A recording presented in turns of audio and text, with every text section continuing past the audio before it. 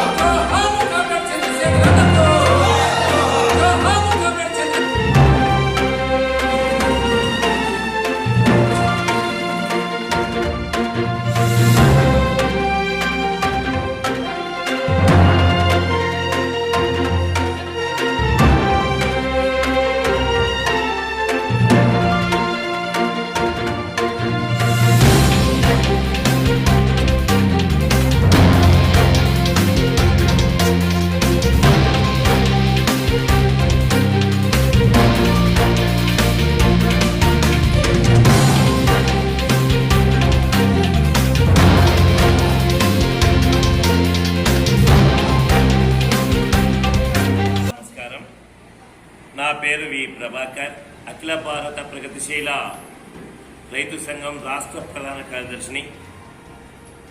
Comrade రాయల చంద్రశేఖర్ 5 దశాబ్దాల విప్లవోద్యమ కర్తవ్యాల్ని భుజం మీద మోసుకుపోయి అకాల మరణం చెందాడు.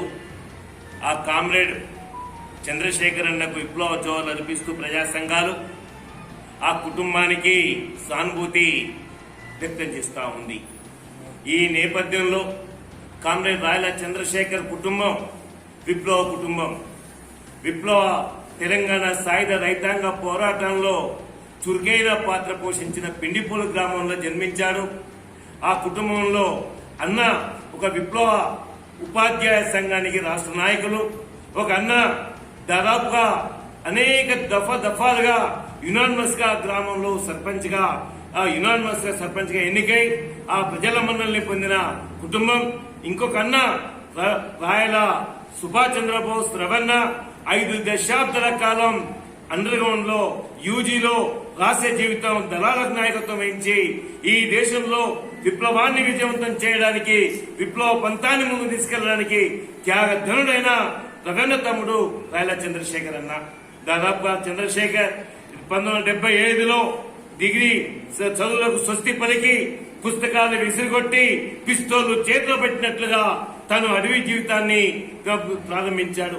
ఆ రకంగా విప్లవ ఉద్యమానికి కేవలం రాష్ట్ర జీవితమే కాదు, బహిరంగ సంఘాలు కూడా అవసరమని చెప్పేసి బహిరంగంగా ప్రజలందరినీ కూడా సంఘ నిర్మాణంలో ఉంచాలి.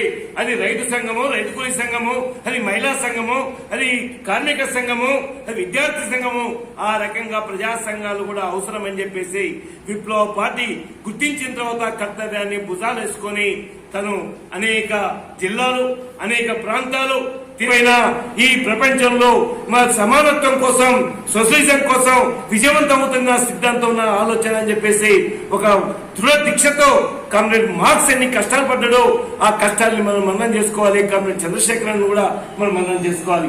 ఈ వెలుగులో, ఈ నేపథ్యంలో తను చనిపోయిన తీరు చాలా బాధాకరమైన తీరు.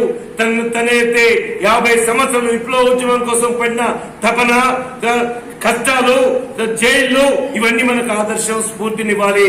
తనని మనం జ్ఞాపకం చేసుకోవడం అంటే తన ఆశయాన్ని మనం ముందు తీసుకెళ్లాలి.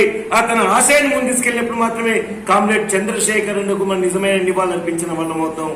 అందుకని తను చూపిన బాధ ఏదైతే ఈ రోజు తిరుగుబాటు చేసి సమానత్వం తీసుకోవాలి, శ్రమదోపిడిని వ్యతిరేకించాలనే ఆలోచనని మనం ముందుకు తీసుకెళ్దాం.